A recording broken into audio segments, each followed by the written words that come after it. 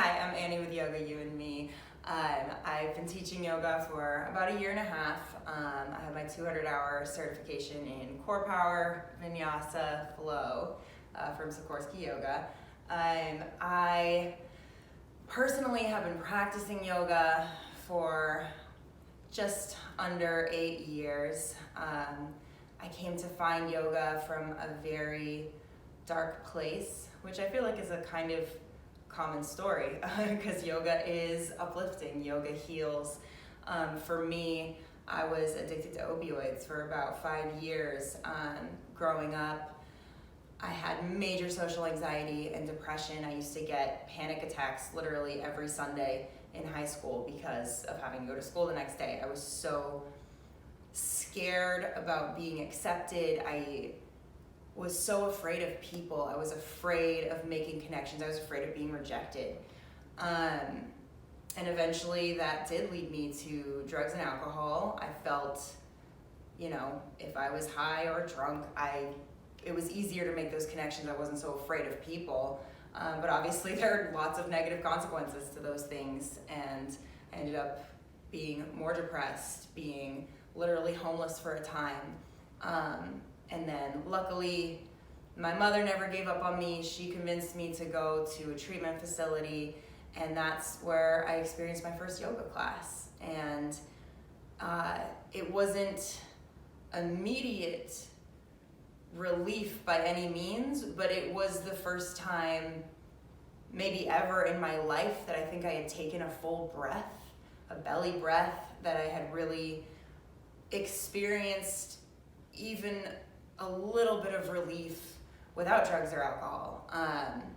And that was amazing. And I continued throughout treatment to practice yoga, and beyond. I practiced yoga every day for several years in and out of yoga studios. So another integral part of my recovery has been music.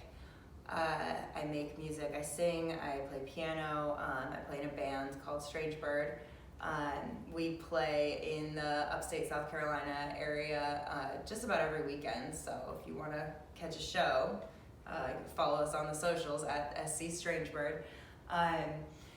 But joining the band was another way that helped me get over that social anxiety. So, as recently as 3 years ago, the premise of talking to someone who wasn't like a family member was still terrifying to me. I mean, I'd managed to stay sober, which was great, but not necessarily overcome that social anxiety, and still have severe depression, and I still experience depressive episodes, but with that connection to music, yoga, other forms of fitness, group exercise, and dance specifically, which is another thing that I teach, I've found slowly that I'm less and less afraid of people. Slowly, by breathing with other people, by practicing with other people, I've found, we're all connected, we're all the same, we all experience the same fears, struggles, and they can be different levels. For me, I couldn't talk to people that I didn't know, but everyone feels that on some level, whether it's a small amount or a lot, as in my case. And now, I teach classes to sometimes dozens of people. I perform in my bands to as many as 100 people, and one show I did, which was pretty awesome. So I want my classes to be fun. I want my classes to be inclusive. I want my classes to be emotional. I want for everyone in the room to feel that connection to their own breath and their own body, and then feel the connection to the other people in the room, and not feel intimidated by anyone else in the room, myself included, to just feel like you're having a good time experiencing mindfulness in your own body. Because that's what I love about yoga. yoga is fun. It should be fun. Yoga can be playful, yoga can be silly, and yoga can of course be intense.